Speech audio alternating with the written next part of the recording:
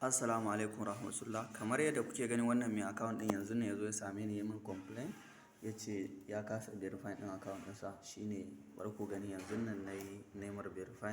Kun gani na taɓa profile din shi nan. Kun gani gashi na an samu blue star. Kun ga an samu blue star. So yanzu nan neman verify din shi. To yanda ake verify din shi ne maimakon ku yi amfani da ainihin wato Gmail na Google, gara ku yi amfani da yendexmail.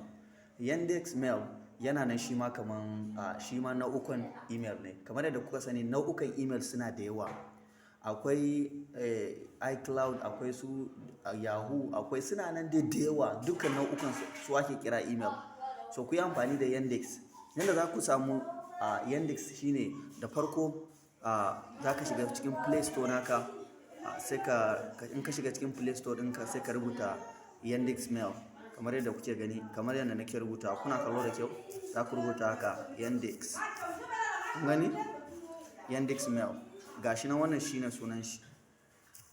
Kamar yadda kuke gani haka. Kamar yadda kuke gani, kun ga sunan nan yadda na rubuta haka, yendexmail. Kuna sawa sai ku yi searching. Kuna searching din shi kun gan shi nan ya fito. Wannan shine yendexmail.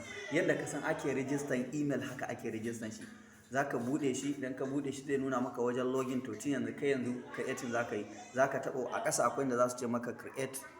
A ƙasa akwai inda za su ce maka create ID. To ma'ana zaka yi register kenan. Zaka yi sa phone number ka sa phone number ka, daga nan ka sa za su turo maka OTP. Ba sai ka fita ba, anan kana tsaye za su turo maka OTP. Idan sun tura maka wannan OTP, daga nan za ka sa full sunanka, full name ɗinka, daga nan sai kai create din username. To username ɗinka shine za su haɗa maka. Username din shine za su haɗa maka ya zama da shine ma'ana shine zaman email ɗinka. Kun gane? So za su haɗa maka shi kamar email ɗinka, daga nan sai su ce kai create din password. Wajen create din password kuma ana son ka sa very strong. In baka sa very strong ba zai wuce ba. In ka gama creating sai ka zo ka taɓa nan wajen. Kamar yadda kuke gani za ka taɓa wannan, to nan za ka ga shine email ɗinka. Yanzu kun ga kamar wannan gashi nan. Wannan mai suna Musa Isa. Wannan kun ga wannan gashi nan.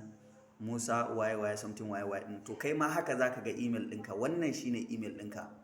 To wannan in ka je wajen saka Avacoins din can wajen yin verify din sai ka sa musu wannan email din. In ka sa musu, to nan take za su tura maka wannan code din, sai ka zo ka copy shi ka je ka sa a wancan wajen, daga nan za ka ga account ɗinka is verified. Kun gane ai?